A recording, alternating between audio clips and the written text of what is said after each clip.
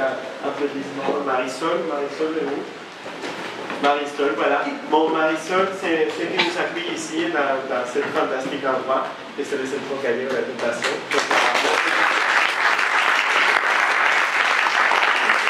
C'est vraiment quelqu'un qui a été la gardienne de notre assemblée ici et le cercle de Belgique, et on est super fiers de vous êtes ici.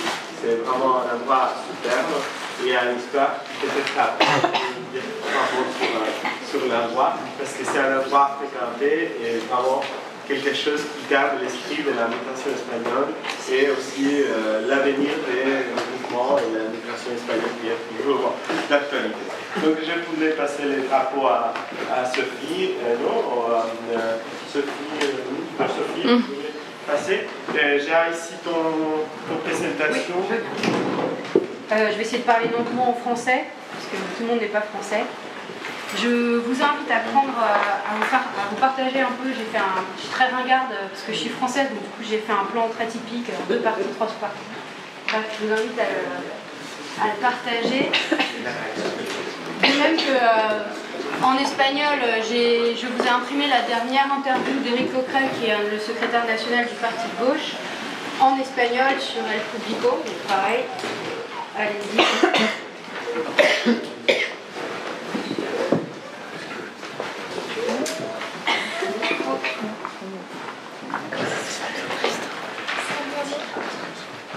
Comme pour Adrien, vous pouvez m'interrompre pendant mon intervention si certains points de présentation sont pas clairs. Et pareil, on aura un temps de questions-réponses à la donc ici, c'est le cercle de Bruxelles du Parti de gauche qui a été invité. Parce qu'on a à peu près la même organisation que vous au niveau territorial, le cercle étant la plus petite unité de démocratie du parti. Et on s'appelle aussi cercle, ce qui rappelle aussi une histoire politique liée à la législative. En tout cas, pour nous, le choix du terme n'était pas le bon. Je vais faire une petite présentation très historique du parti de gauche qui pourra servir tout aussi bien à Podemos que même à certains camarades francophones. Tout va bien.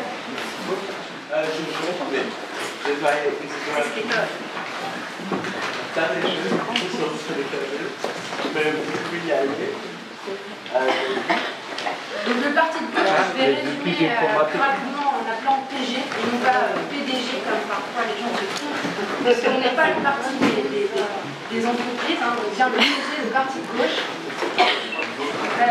Je vais commencer par la naissance du parti de gauche est née d'un constat très clair, c'est que la social-démocratie ne représentait plus les idées, ne défendait plus les idées de la gauche. Donc on se retrouve, je vais revenir très très loin dans le temps, en 2004, le parti de gauche n'existe pas encore, mais on a des gens du Parti socialiste français qui créent une association qui s'appelle Parti pour une République sociale, PRS, qui est une association d'éducation politique qui va former en fait ce noyau dur qu'on va retrouver après dans le parti de gauche, cette culture politique jaurétienne de Jean Jaurès, et aussi cette méthode d'action en lien avec l'éducation populaire. En 2008, on est au congrès, là j'avance un peu dans le temps, on est au congrès du Parti socialiste. Tous les courants, on appelle les motions, tous les courants de gauche du Parti socialiste, parce que oui, pour moi, au sein du Parti socialiste, il y a de la gauche et de la droite. Donc tous les courants de gauche du Parti socialiste se regroupent au sein d'une motion et ne réussissent à obtenir que 18,5% des votes des militants du Parti socialiste.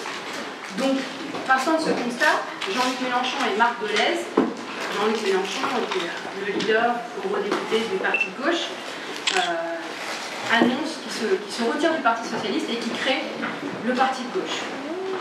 Dans la foulée, tout de suite, il propose aussi la constitution d'un front de gauche, qui est déjà dénommé ainsi, sur la base de l'opposition au traité constitutionnel européen, donc la campagne de 2005, donc certains se souviennent,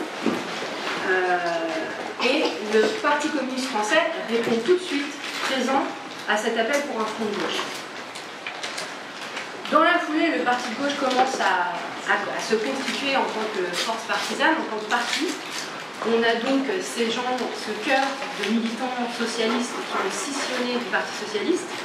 Mais on a aussi rapidement des gens du mouvement Utopia, qui est une association qui bataille contre le dogme de la croissance, contre le consumérisme, contre la survalorisation de la valeur du travail, qui rejoignent en partie le parti de gauche. Certains connaîtront le nom de Corinne Morel-Darleux, qui vient de ce mouvement. Ensuite, on a l'arrivée des Verts, d'une partie des Verts, le courant interne de l'Europe Écologie Les Verts, qui s'appelle Gauche Écologiste, dont la figure marquante au parti de gauche s'appelle Martine Billard, qui lance un appel à l'Europe Écologie Les Verts, qui dit qu'elle demande aux écologistes qui se reconnaissent dans l'antilibéralisme et dans l'antiproductivisme à participer collectivement au travail du parti de gauche. On a enfin, un peu plus tard, en 2011, une partie du NPA, du nouveau parti anticapitaliste, donc la nouvelle LCR, si vous voulez, Ligue communiste révolutionnaire, qui rejoint aussi le PG. Quelques membres. La conclusion de tout ça, c'est qu'on arrive à un parti très structuré, dont le slogan devient écologie, socialisme, république. 3 mots-clés qu'on retrouve juste en haut, là, voilà. Sur le site du parti, c'est comme ça, écologie, socialisme, république. Dans le front de gauche, ensuite, je vous ai mis dans le document qui circule un petit peu en bas, je vous ai mis les partis membres les 9 partis membres du mouvement, donc ça continue sur la page d'après. Bon, je vous laisse regarder et puis si vous avez des questions, on y reviendra. Mon point 2, c'est une nouvelle façon de faire de la politique, une communication et une méthode d'action au service d'une stratégie de gauche conquérante et autonome. Conquérante et autonome face au Parti socialiste. La force du front de gauche, il est clair qu'elle a toujours été celle d'un appui, notamment sur les forces pendant les campagnes, un appui sur les forces militantes du PCF, qui est très bien implanté sur le territoire français.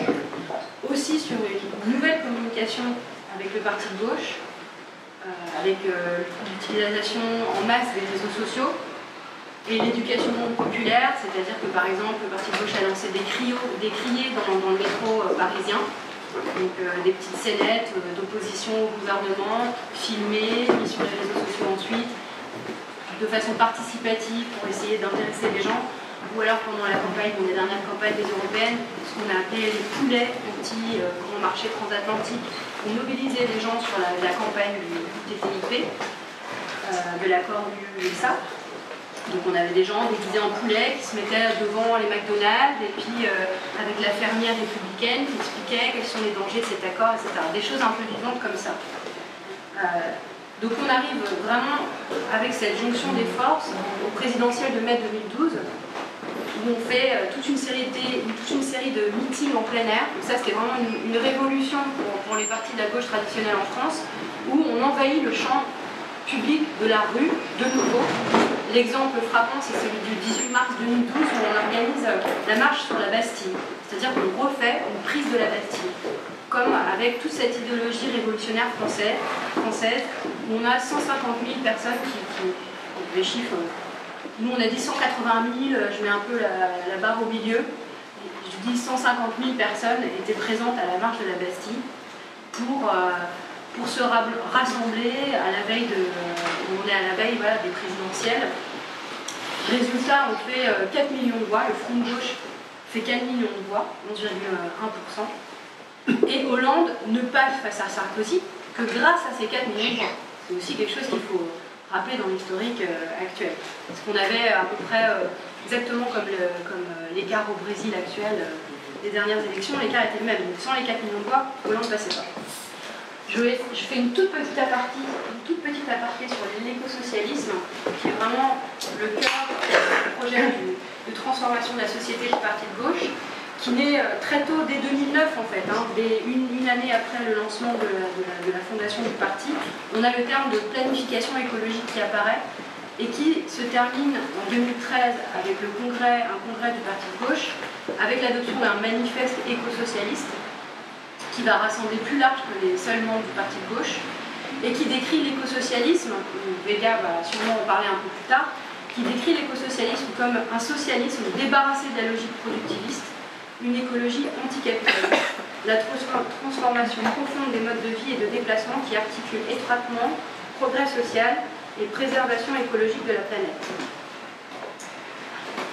Ensuite, je fais un saut dans le temps entre 2013 et 2014, il se passe plein de choses, et dans ces derniers mois, il s'est passé beaucoup de choses, et le parti de gauche, très clairement, a beaucoup regardé du côté de Podemos. Et j'explique une citation qui en réalité pas la mienne du tout. Le système n'a pas peur de la gauche, il a peur du peuple. C'est une citation de Jean-Luc qui a fait beaucoup de bruit dans les médias cet été, qui est d'inspiration savamment copiée sur Podemos, avec ce logiciel typiquement français, quand même, on va le voir, de la 6e République, d'abolir la monarchie présidentielle de la 5e République, avec voilà, tout un champ sémantique de la Révolution française qui vient se greffer sur cette dénonciation du système tel qu'il fonctionne actuellement. On en parlait avec Adrienne sur le chemin, par exemple, nous on ne parle pas de caste, on parle de dénonciation de l'oligarchie, parce que chez nous ça fait plus sens, enfin, on peut détailler à plein de raisons. Bon, déjà, l'annonciation de Jean-Luc, cette phrase qui a été très médiatisée à l'université d'été du parti de gauche, le système n'a pas peur de la gauche, mais du peuple, il part déjà d'un constat qui est l'échec de nos résultats récents aux municipales comme aux européennes 2014. Aux européennes début 2014, on va dire que c'est un échec, c'est en tout cas une stagnation, mais en soi c'est déjà un échec de constater qu'on a stagné et que le Front de gauche n'est pas arrivé à vraiment focaliser ses contestations populaires. Mais déjà, avec les municipales en mars 2014, avec la constitution de listes Front de gauche, le message s'est un peu brouillé. C'est-à-dire que nous, la ligne du parti de gauche qui avait été, celle que je rappelle ici, vraiment de gauche, conquérante, autonome, en opposition face à la social-démocratie, le message était brouillé parce qu'il y avait des listes communes entre Front de gauche, PC et PS. On pourra revenir sur cette partie aussi si vous voulez. Donc du coup, ce qui reste du message des municipales, où on arrive à je sais plus, un mois d'écart sur les européennes, donc un temps d'une campagne ultra court, le message est complètement brouillé. C'est-à-dire que la gauche, c'est tout le monde dans le même sac, c'est le PS qui fait la politique austéritaire au gouvernement, et tout le Front de gauche avec. Donc du coup, peut-être ça explique en partie la stagnation aux européennes, plus la montée galopante du Front National, sur laquelle je peux revenir aussi en détail. Mais on voit donc un message de la part du parti de gauche qui commence à se transformer.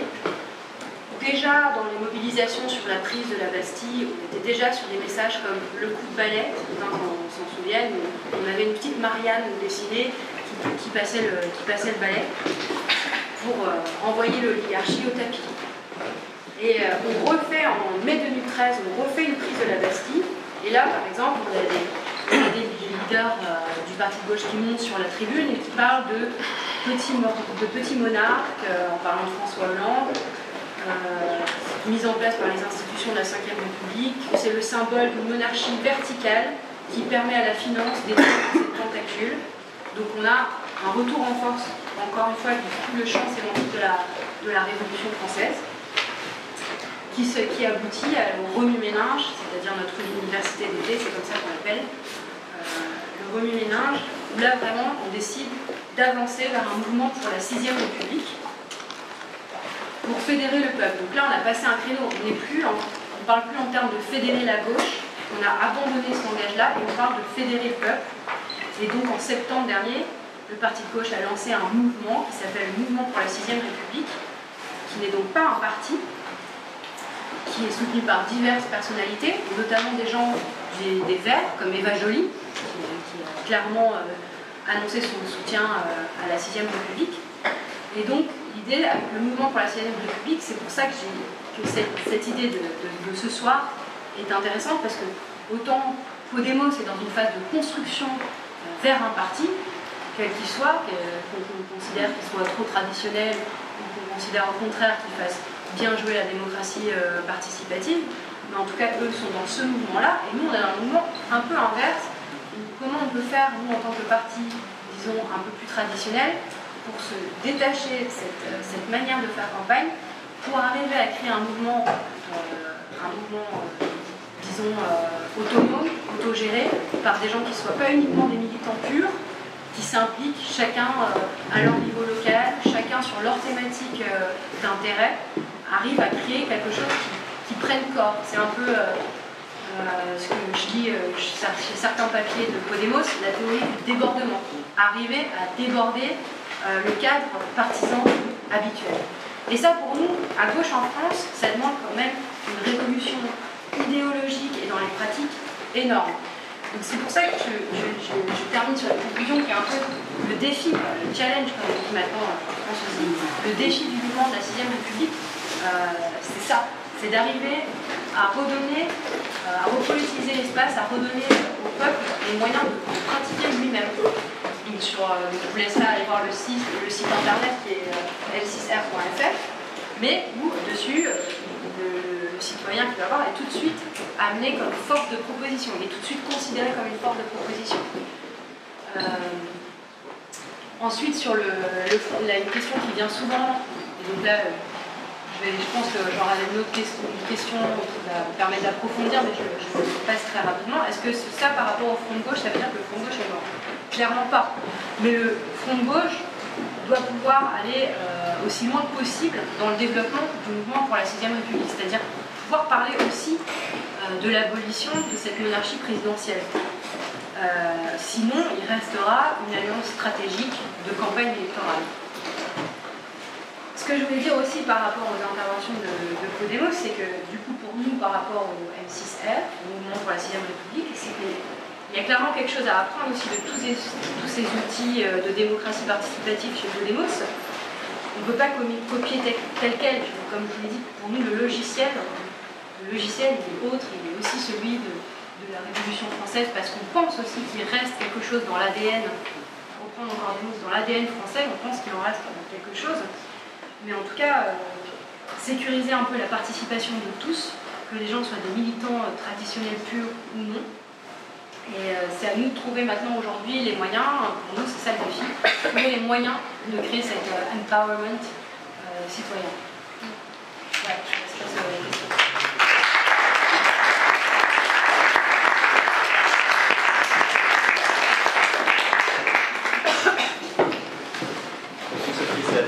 C'est à moi de modérer.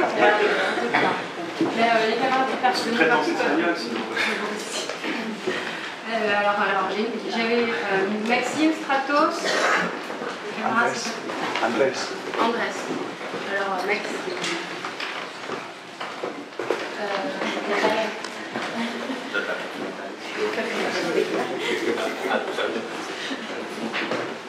Maxime. Donc à me poser ma question et par honnêteté intellectuelle aussi, je vais dire que je suis membre du Parti communiste français, donc voilà, on va se taquiner à voilà, mentionner, tout ça apprécie, je crois en plus profondément au front de gauche comme bien commun de toutes ces composantes. C'est vraiment quelque chose qui me tient aussi beaucoup à cœur. Et j'ai signé cette initiative pour une 6ème République, même si je pense, et ce sera une partie de ma question, que c'est quand même, à part quelques personnalités de ci et là, c'est quand même la sociologie électorale très clairement du PSG, mais on espère d'ailleurs que ça pourra s'étendre un peu. Ma question, ma remarque plutôt, c'est que bon, le succès de Podemos, qui est encore en d'ailleurs, mais se base sur un mouvement social et sur un mouvement citoyen très fort. Et même s'il n'y avait pas 90% de la population qui était dans la rue, il y a eu des enquêtes d'opinion, il me semble à l'époque, qui ont indiqué au plus haut du mouvement que 90% de la population espagnole soutenait le cancer. Voilà. Peut-être que je grossis un peu les traits, mais c'est dans cet ordre-là.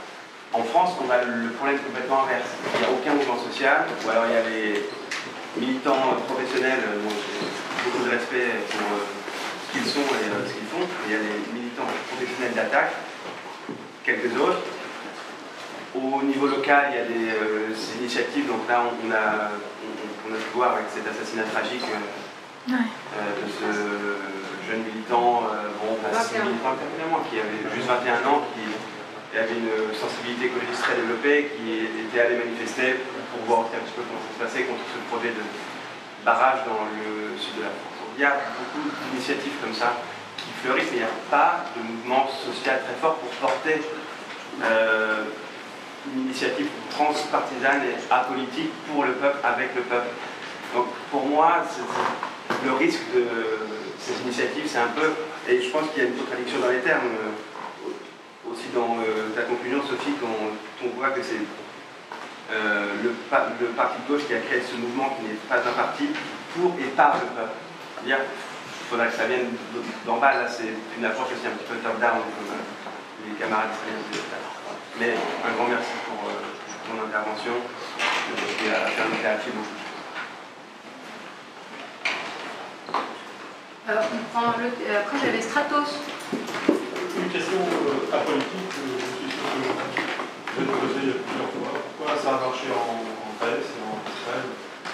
Pourquoi ça n'a pas marché en France? Du coup, ça va rejoindre un peu ma réponse à Maxime. Et encore une fois, les militants, je vais vous faire une pause. J'avais ensuite. Est-ce qu'il est possible? Ah ben voilà. Oui. Oui, je voudrais savoir quelle est la situation maintenant du côté de la situation comme un leader. Parce que moi, je peux voir que peut-être il a un peu la même situation. Je crois qu'il faudrait faire un peu l'autocritique.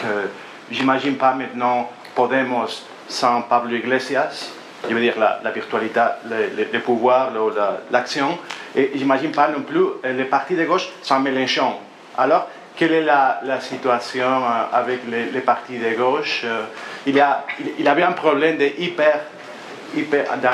hyper leader. Quelle est la relation aussi du parti de gauche avec d'autres forces politiques? Et aussi côté idéologique, parce qu'à mon avis, c'est très important l'idéologie. Moi, je crois que oui, c'est ça. Moi, la technologie, je crois que ça n'a pas beaucoup d'intérêt. Je crois que la technologie, on peut avoir maintenant quelqu'un du Parti populaire qui pourrait faire exactement la même chose, hein, et dire que nous avons des trucs en Twitter et c'est fantastique. Alors, ça ne donne rien. Mais alors, côté idéologique, je ne sais pas s'il y a, par exemple, des nouvelles idées. Par exemple, Podemos en Espagne, parce qu'il faut savoir quelle était la situation en Espagne. Et alors en Espagne, ils ont dit que tout le monde doit avoir le droit à aller à la retraite quand ton âge c'est de 60 ans. Ou il doit avoir un revenu minimum pour tout le monde. Ça c'est vraiment une chose extraordinaire. Je crois que c'est une idéologie très très forte, beaucoup plus que parler de Lénine ou parler de Karl Marx. C'était espagnol. Mais ils ont évité, on dirait, les discours pédantiques, hein, alors, ou des références culturelles vides. Hein. Alors, on parle par exemple beaucoup de la gente, de la gens. Ça, c'est peut-être la même chose que dire le peuple, hein, mais c'est une autre façon de parler. Mais je crois que côté idéologique, ça n'a pas aucune différence. Hein. Alors, c'est pour ça que moi, je voudrais savoir quelle est l'idéologie principale, ou peut-être des nouvelles idées du parti de gauche, et aussi la question du leader. C'est ça. Bon, là, j'ai déjà fait 3 questions. Je vais peut-être commencer à donner des réponses. Si quelqu'un veut participer, je vais déjà commencer à répondre. Tu veux? Je veux bien compléter après toi. Après? Très bien. Sur la question de la sociologie entre celle du parti de gauche et du mouvement pour la 6e République, il est clair qu'on part sur une situation politique en France, une situation de mobilisation qui n'est pas du tout la même. Parce que le KINCM, ce que nous on appelle en France les indignés, vous dites à un Français KINCM, c'est parce que c'est les indignés. En France, c'était ultra minoritaire, il faut quand même le reconnaître. En plus de ça, en Espagne, tout ce qu'il y a eu, les marées citoyennes, enfin, voilà, des mobilisations, disons, sectorielles, très organisées par rapport à ce que nous, on peut connaître en France en tout cas. Voilà. Donc du coup, on n'a pas du tout ce contexte-là, effectivement, en France. Là où je ne suis pas tout à fait d'accord avec toi, c'est que le potentiel pour l'avoir, on est à 2 doigts, selon moi. 2 doigts. On est à 2 doigts parce qu'aujourd'hui, ça se passe autour pour moi de grands projets industriels, productivistes. Alors c'est sûr que c'est pas le focus, pas le PCR.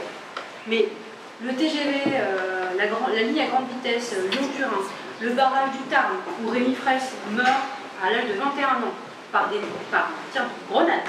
On est dans quelle situation politique aujourd'hui en France où la police, pas des CRS, la police vient avec une grenade et fait un mort pour une petite mobilisation sur un barrage. Il faut dire, ça dit bien le contexte d'ébullition quand même. Notre-Dame-des-Landes, l'aéroport de Notre-Dame-des-Landes, à côté de Nantes. Il y a quand même, voilà, alors bien sûr, en France, ces mobilisations, elles ne commencent pas au niveau national. Je pense que la différence, elle est là. Je pense qu'elles commencent au niveau local. Et que c'est effectivement ces débuts. Les gens, ben oui, les gens qui constatent la politique austéritaire du gouvernement aujourd'hui, on leur a dit c'est la gauche qui est au gouvernement, ok, c'est ça la gauche, mais eux, ce qu'ils constatent, c'est au niveau local. C'est que le bureau de poste, il ferme à côté de chez eux. C'est que le service de maternité de l'hôpital public, il ferme. C'est que, parallèlement, on met un argent démentiel dans des projets qui n'ont même pas lieu d'être. Notre-Dame-des-Landes, on parle d'un trou de la France. Quoi. On va mettre un aéroport à visée internationale. Enfin, c'est vraiment parce que c'est vraiment un trou. Et en plus, comme par hasard, c'est là du bien héros. Enfin, voilà, c'est quand même plus un contexte potentiel en plus de ces conflits locaux, un contexte national potentiel dont la gauche, je nous inclus dedans, on ne se saisit pas assez. Mais on a eu quand même des affaires de corruption comme il y a en Espagne. Nous, en ce moment-là, ça fait 2 mois qu'on a pléthore. Hein. On a Cahuzac, on a Thévenoud, on a cette immixtion de la corruption dans les hautes sphères du pouvoir. C'est assez incroyable. Quoi. Donc maintenant, effectivement, ça part dans tous les sens. Tous les jours, il y a des mauvaises annonces. Hein. On en a tous les jours. Donc du coup, sur ce truc de caste et hors caste, le potentiel, il est là. Sur ton autre question... Pardon ? C'est que le potentiel de ce discours anti-caste, en France, il est surtout bien exploité par l'extrême droite extra-parlementaire. Se développe. J'entends très bien. Il faut les remarquer sur leur gestion. Oui, mais c'est plus loin et ça dépasse le Front National. Sur le truc top-down, comme tu disais, du mouvement pour la 6ème République, donc effectivement, comme on n'avait pas ce contexte favorable, il a fallu aussi initier un mouvement. Après, dans le contexte espagnol, ne soyons pas non plus complètement naïfs, je veux dire, c'est pas les indignés qui ont créé Podemos, c'est quand même aussi une initiative politique qui a créé quelque chose sur une base populaire. Mais c'est pas non plus complètement dans l'autre sens. Je ne sais pas si je vous choque, hein, mais c'est un peu mon analyse. Voilà. Ensuite, sur la sociologie, encore une fois, sur la sociologie, il y a un autre aspect dont tu parles sans vraiment en parler. Là, ça me semble aussi intéressant à développer. C'est qui va-t-on regrouper, qui va-t-on mobiliser dans le mouvement pour la 6ème République, au-delà des petites personnalités comme ça qu'on peut avoir qui sont catchy, comme les Miss France, les Eva Jolie, les derniers gagnants de The Voice, je ne sais plus quoi. Au-delà de ça, qui c'est qu'on va pouvoir mobiliser, sachant que notre électorat de base au parti de gauche qui est déjà bien installé et acquis, c'est l'électorat urbain, de mégalopoles, de grandes villes. Quoi. Donc l'idée, c'est aussi de développer une stratégie sur tout ce qui est les zones périurbaines, qui sont aussi les laissés pour compte des gens des villes. Quoi. Donc à voir, encore une fois, je ne dis pas que c'est la solution clé en main, je dis que c'est un défi. Le parti de gauche s'est lancé un défi, et que si ça ne marche pas, ça marche pas, et ce ne sera pas le premier échec de la gauche, malheureusement. Quoi. Mais l'important, je crois, pour le parti de gauche, pour la gauche en général, c'est aussi d'arriver à lâcher un précaré militant sur des bases où là je rejoins le camarade, si tu n'as pas lu tout Marx, tu n'es pas capable de faire quelque chose de correct. En gros, je résume.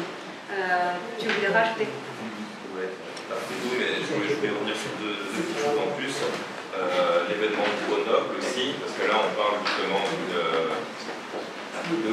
de comment faire pour arriver fois à mobiliser pour la France, en tout cas le front de gauche, les forces démocratiques de la France. Comment est-ce qu'on fait pour relier entre guillemets le mouvement social avec les forces politiques qui sont déjà en place? On a vu quand même le cas à Grenoble, où c'est la seule ville la seule grande ville de France qui a eu, j'ai envie de dire, une alliance à la fois transpartisane qui n'est pas habituelle, qui est les écologistes avec une partie du front de gauche, et en même temps des mouvements associatifs qui étaient vraiment voilà, sur le terrain à la base et qui aussi avaient une grande importance à l'intérieur de cette campagne. Et là, on a vu qu'il y a eu une ébullition, là on a vu qu'il y a eu un retour de la participation. Je crois qu'entre les deux tours, ça a augmenté, je crois, le nombre de votes pour dire, voilà, comme quoi, ce que je veux dire, c'est que le fond du programme, quand il est mis en branle à la fois par les mouvements sociaux et par les forces politiques de manière convergente, sans faire un croche-patte pour mes chers camarades communistes, avec une certaine clarté aussi dans l'orientation, eh ben, les citoyens s'y retrouvent. Donc voilà, là c'est aussi pour répondre à la question du pourquoi pas en France, parce qu'à la fois on a un gouvernement de gauche, et aussi parce qu'à la fois dans nos stratégies nationales, je dis nos stratégies nationales, on est des fois un peu confus. Et il y avait juste aussi un deuxième point, c'est par rapport à la sémantique. Je sais pas. Oui, voilà, c'est par rapport à la sémantique, c'est vrai, en tout cas moi pour être rentré dans un parti, je trouve assez tard, 28 ans, où je me suis découvert de gauche. C'est-à-dire, j'ai quand même eu des parents, etc. à gauche, mais je me suis découvert de gauche parce que j'ai lu, parce que j'ai appris ce genre de choses. Et c'est vrai que le côté sémantique à la fois qui est... Donc, par exemple, Sophie parlait, le fait qu'on a quand même un héritage au niveau de la gauche, au niveau des mots, au niveau de la Révolution française, qui, pour certains, quand ils apprennent à connaître, elle peut paraître à la fois romantique, beau, sur lequel vraiment on s'accroche et on se dit, tiens, c'est à la fois notre force. À la fois, c'est quelque chose qui est très répulsif pour certaines personnes qui ne sont pas dans le milieu politique, pour tous ces gens qui rejettent la politique. Et c'est vrai que, par exemple, une des choses qu'elle nous dessert, c'est qu'il y a aussi une forte désinformation de la part de tous les autres partis politiques et des médias. Ça, je pense que Podemos aussi, et je pense que Syriza aussi, mais il ne faut pas oublier que les pouvoirs médiatiques français, c'est aussi certains des plus puissants en Europe. Et voilà, et je pense qu'il y a ça, et que par exemple le fait que Jean-Luc Mélenchon ou Olivier Besancenot ou Pierre Laurent ont justement ce langage qui parfois paraît passéiste, parce que justement pour certaines personnes ils sont... Voilà, c'est des mots qui viennent d'un autre temps. Et ben voilà, le défi en tout cas en ce moment du parti de gauche, j'ai l'impression, et du front de gauche aussi, c'est de réhabiliter certaines de ces notions. Donc voilà, la démocratie, c'est pas un gros mot, la République, voilà, de retrouver le sens qu'il y a derrière la République. Moi je travaille en maison de jeunes, mais j'ai envie de dire 90% des jeunes ne savent pas ce que veut dire la République. Donc voilà, tout ça pour dire la sémantique, à mon avis, il y a vraiment quelque chose à la fois qui nous dessert, mais en même temps quelque chose qu'il faut se réapproprier au niveau populaire. Donc, à mon avis, la fonction d'un parti politique, c'est de transformer la réalité, pas réhabiliter les mots. C'est transformer la réalité, hein, transformer la situation du peuple, hein, pas utiliser des mots plus... Mais bon, ça c'est une question très philosophique. Non, mais sémantique et communication. C'est pas une bataille idéologique, c'est une bataille de mots. Se réapproprier certains mots. Pour des outils, des nouveaux outils.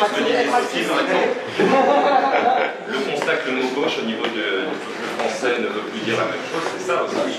Du coup, je te donne l'autre partie de la réponse à ta question. Juste pour rappeler qu'on soit bien clair sur la liste à Grenoble, c'était une liste avec les mouvements sociaux, avec Europe Écologie Les Verts et avec le parti de gauche, et non le front de gauche. Dieu sait si ça a été contesté par une partie du... Il y avait certains blessés apparemment. C'est ça? Non, parce que Pierre avait dit que c'était une partie de gauche. Oui, voilà, juste je le dis. Parce que quand même, c'est une difficulté sur ce truc-là. Sur le LPA, comme il t'a dit, on n'est pas circonscrit à une seule force politique avec laquelle on travaille. On travaille d'autant plus aujourd'hui avec d'autres mouvements et partis politiques. J'ai cité tout à l'heure Eva Joly, par exemple, pour les Verts. Pour le NPA, on a fait pour le nouveau parti anticapitaliste, On a fait aussi une grande manifestation l'année dernière contre l'augmentation de la TVA. Donc ça c'était lancé entre Jean-Luc Mélenchon et Olivier Besançon, l'ancien leader de la NPA. Donc voilà, l'idée c'est plus, on ne travaille pas à une construction d'une nouvelle gauche plurielle, certains ça fera écho dans l'histoire française, c'est qu'on travaille sur certains axes, sur certaines batailles, en commun avec ceux qui sont aussi partants pour travailler sur cette bataille, sur une autre bataille avec d'autres personnes. Voilà. C'est-à-dire qu'aujourd'hui, sur le mouvement pour la Sixième République, on travaille très bien avec les Verts, par exemple. Sur d'autres batailles, l'augmentation de la TVA, ça se fait très bien avec le NPA.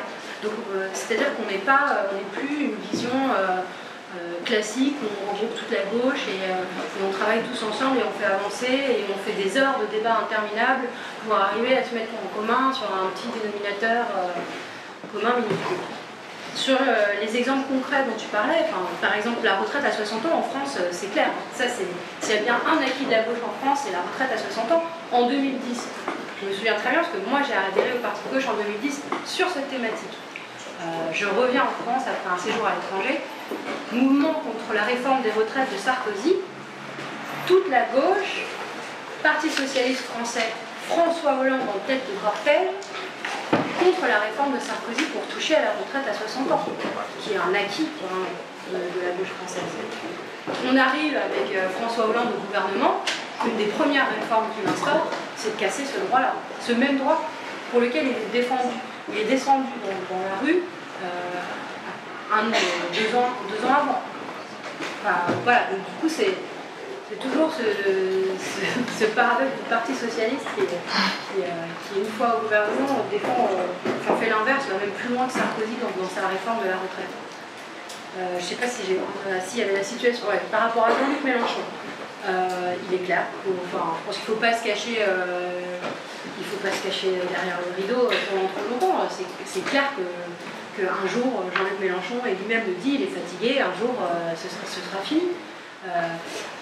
Pour être honnête, encore une fois avec vous, il y avait quelqu'un qui a commencé à apparaître, qui a fait un gros travail au sein du Parti de gauche et qui avait eu l'avantage certain d'être une personnalité relativement consensuelle à gauche, qui s'appelait François Delapierre, et on a appris au même moment du ménage où le Parti de gauche bifurque complètement, pas complètement, mais engage un nouveau processus. On a appris que François Delapierre était gravement malade et que donc il allait devoir se mettre en retrait de la vie politique. Quelque part, c'est pas tant mieux, quelque part ça veut dire que ça laisse aussi un champ plus ouvert à plein d'autres secrétaires nationaux du Parti de gauche. Parce que je ne vais pas revenir sur l'organisation, je trouve ça très intéressant, mais on a le cercle, l'unité la plus locale, disons qu'ensuite on a le comité, on a une espèce de parlement du Parti de gauche qui s'appelle le Conseil national, on a un bureau national et on a un secrétariat national. Et quelqu'un peut peut-être m'aider, une vingtaine de secrétaires nationaux. Une vingtaine de secrétaires nationaux sur des thématiques. Ce qu'on peut ajouter, c'est que c'est aussi un petit peu paradoxal qu'une association qui se veut avoir un ADN démocratique se donne aussi un leader dont elle ne pourrait pas se passer. Et alors qu'un parti qui est structuré, en fait, si moi j'ai bien entendu les militants, auraient souhaité que Mélenchon s'écarte un petit peu pour laisser la place à d'autres de façon plus peut-être démocratique aussi. Donc c'est un peu, c'est presque l'inverse de ce qui se passe.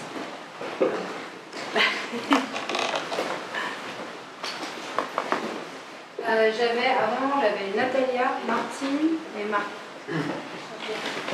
Je voulais partager des idées qui sont arrivées à Podemos parce que ce qu'on a vu, c'est que ces débordements qu'on parlait, ça ne veut pas dire que les gens sont devenus de gauche.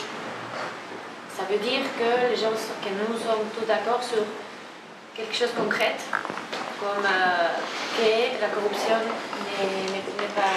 Il faut terminer avec la corruption, qu'il faut restructurer la dette, ou au moins auditer la dette, qu'il faut défendre la santé publique universelle, l'éducation publique universelle. Mais ça ne veut pas dire qu'on a transformé la société de gauche, même que toutes les personnes qui viennent à l'Assemblée sont de gauche. Donc on se trouve avec des problèmes quand on nous demande si on est pour ou contre l'indépendance de Catalogne, on a des problèmes parce qu'on sait que la moitié de l'Assemblée va dire oui et la moitié de l'Assemblée va dire non, peut-être. On ne sait pas. Parce que ça ce qui arrive quand il y a une participation massive, c'est que c'est pas nécessairement. Et voilà, c'est les sens communs.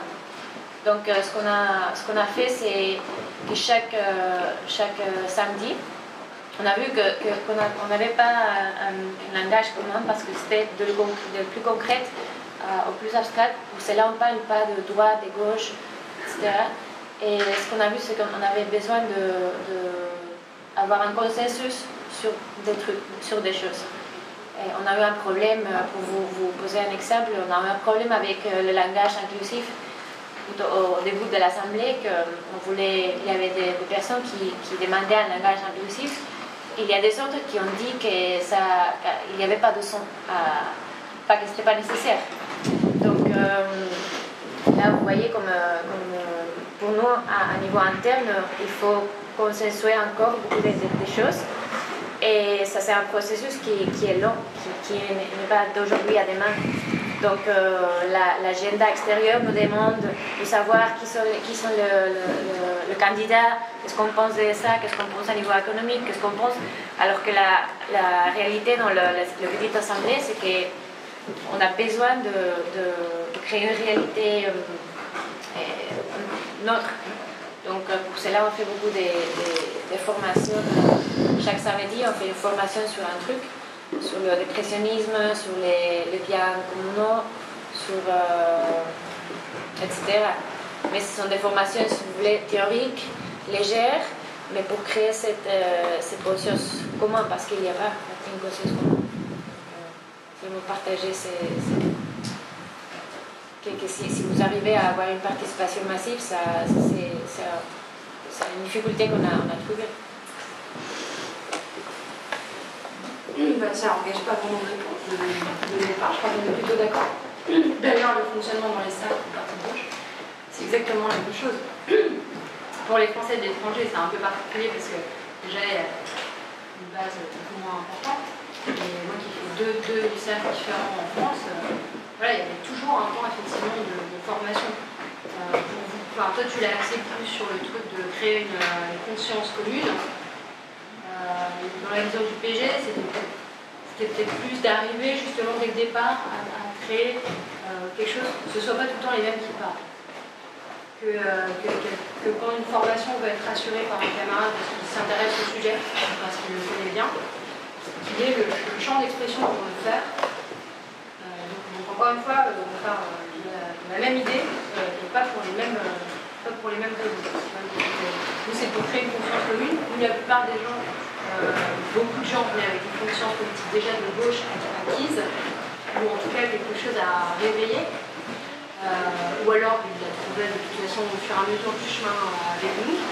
Mais l'idée au départ des formations, c'était au contraire d'arriver à créer un empowerment, tu vois, de tout un chacun, même si tu n'as pas une responsabilité dans le parti. Je vais passer la parole à Marc, Martin, et après j'ai Denis. S'il y a encore quelqu'un qui a une question, le signaler, parce que sinon il faudrait passer vraiment la parole à Vega.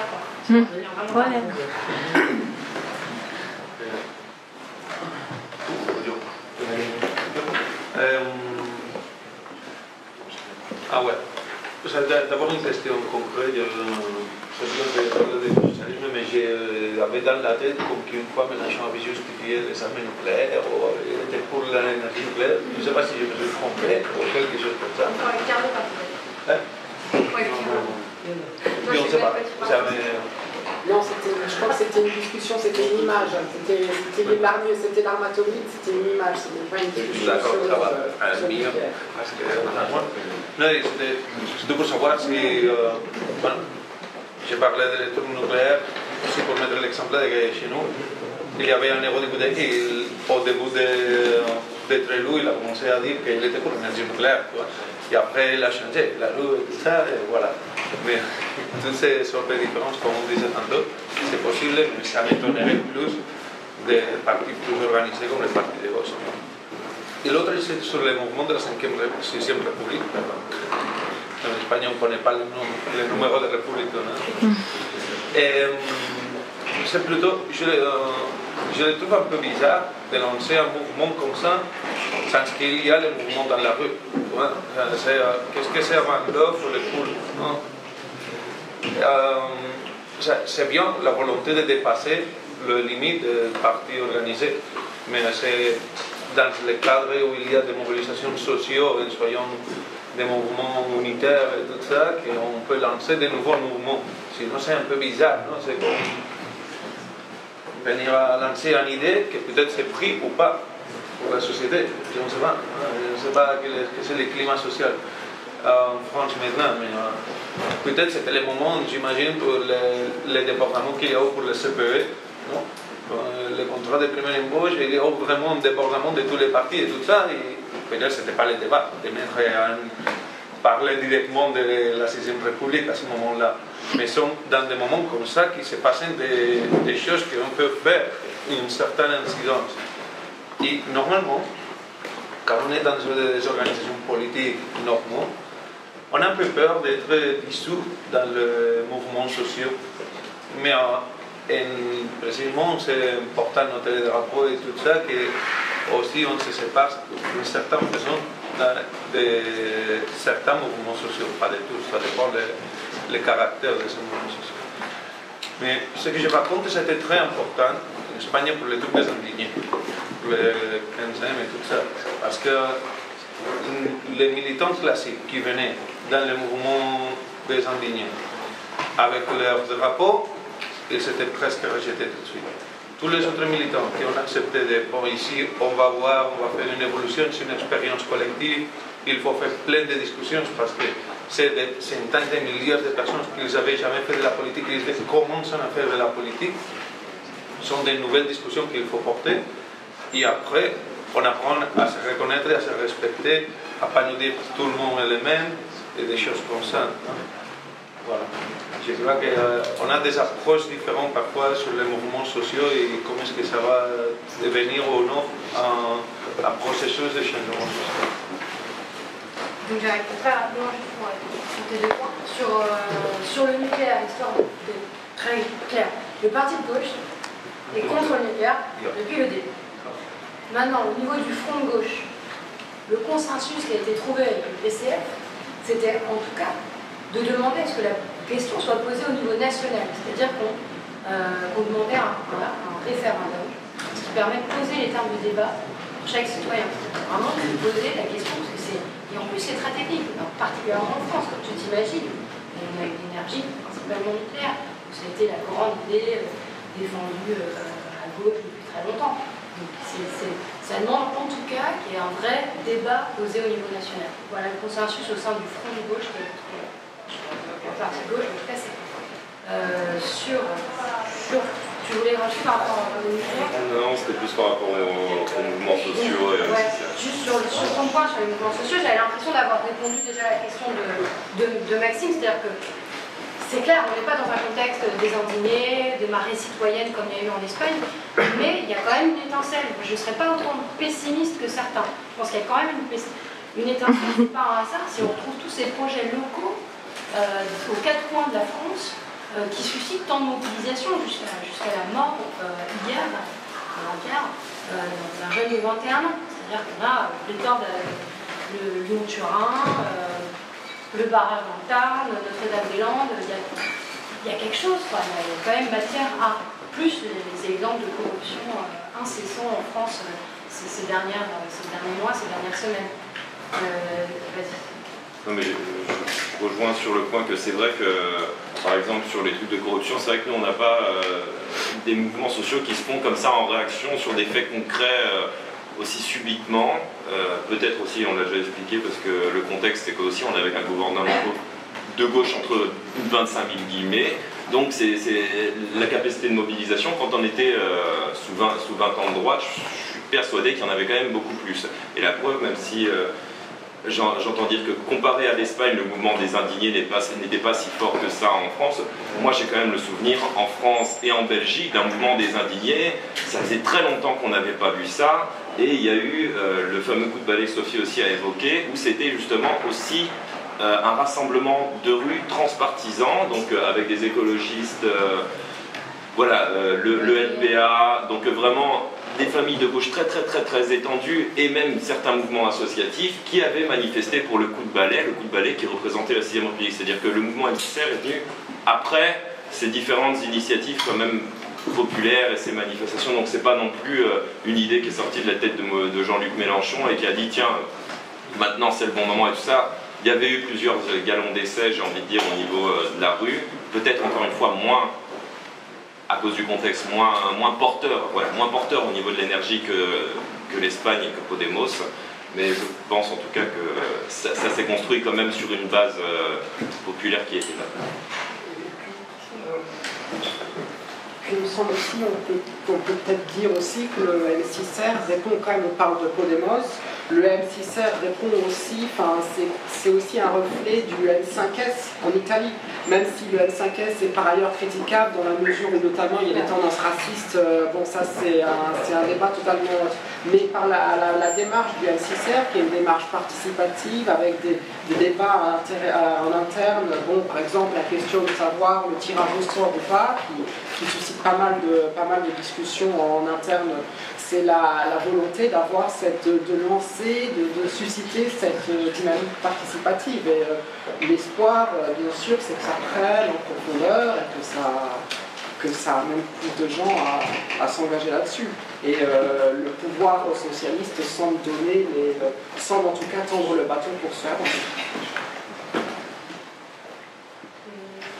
Martine, je ne suis pas du tout d'accord avec la comparaison avec le mouvement 5 étoiles, mais parce que le tirage au sort, le débat, il n'a même pas eu lieu au sein du mouvement pour la 6ème République, il a eu lieu au sein du parti de gauche et il a été très clairement tranché contre. Ok. Bon, M6R, enfin, je veux dire, il y a quand même un reflet. Après, je dis que je ne prononce pas sur le fait si c'est volontaire ou pas. Ouais. C'est clair qu'il y a une différence de base, parce que nous, on est à la base un mouvement social qui se transforme dans un parti politique. Et peut-être que ce n'est pas exactement la façon comment le parti de gauche se développe. Donc, pour nous, c'était très important la crise économique aussi, parce que les institutions économiques, ils ont perdu complètement légitimité. Et donc ça a mobilisé beaucoup. Donc on a utilisé ça comme un outil aussi de communication et d'engagement social. Ça veut dire que si tu veux engager vraiment un citoyen, tu le touches la poche et tu l'as direct, qui va réagir direct.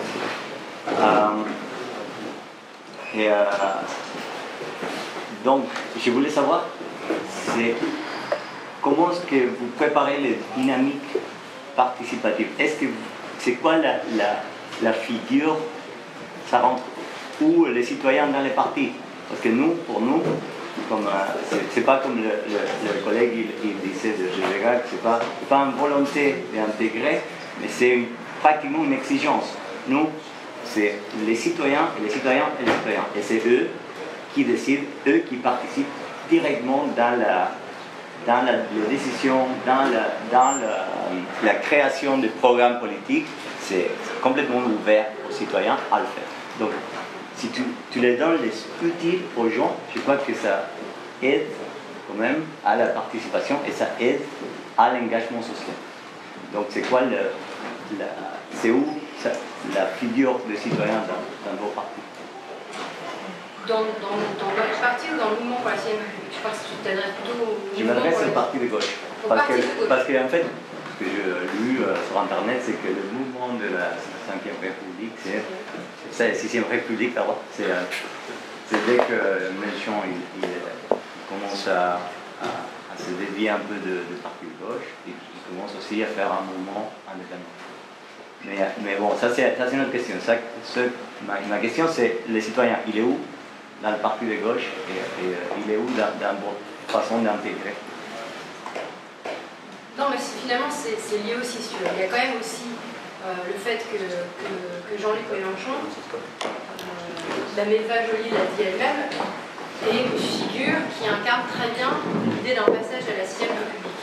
Maintenant, en termes d'institution, de fonctionnement du mouvement pour la 6ème République, ça c'est encore autre chose, et effectivement la question du citoyen, très intéressante parce que on l'a créé fin septembre, hein, le mouvement pour la 6ème République.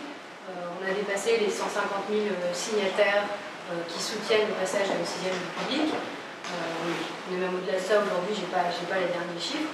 Et donc, comme une espèce de plateforme en ligne, on peut agréger du contenu idéologique et visuel. C'est-à-dire que tu peux à la fois soumettre des propositions de logos. C'est-à-dire que les logos comme celui-là c'en est un, il y a des logos comme ça de la 6ème République avec Marianne, avec son Marianne, avec les cartes de la France, et qui s'agrègent sur le site tous les jours, qui sont le fruit de gens qui ont du temps, qui savent faire ça, qui le soumettent en ligne sur le site du parti. Et en même temps, tu as des rencontres locales dans lesquelles ils sont en train de structurer. Et là, j'ai un désavantage énorme, c'est le fait que je ne suis pas en France, mais je n'ai jamais encore été à une réunion du mouvement pour la 6ème République, je n'ai pas vu en pratique comment ça se passe, je peux croire qu'on raconte ce mouvement. Donc on a cette ampleur où souvent il y a des gens du parti de gauche qui font partie de ces réunions, mais il y a plein de gens extérieurs qui viennent, qui commencent à structurer vraiment, structurer politiquement l'organisation du mouvement pour la 6ème République. Mais c'est vrai qu'on est encore à même pas, enfin, presque un mois d'existence sur quelque chose qui reste encore à prouver, quoi. Est-ce que c'est possible de présenter des initiatives? Pardon. Donc, on passe à Vega et comme ça, les deux vous avez la question à... Je suis à Vega, j'aurais des questions à vous poser tout, mais ça avance le débat. Bah, ou sinon on a parti après. On avait dit de faire ce que... Bon, on avait un petit agenda qu'on avait mis dans notre page. On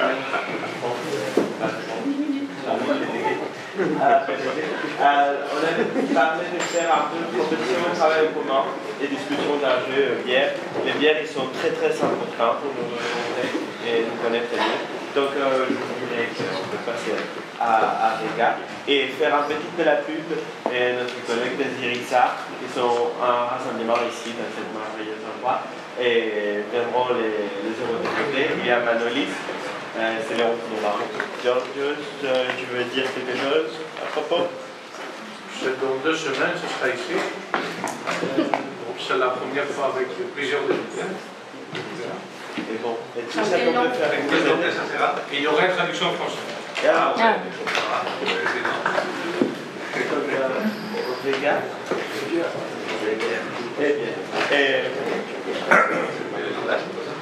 On est encore à l'étape suivante, c'est ni l'ordinateur ni le papier, c'est bien du tout.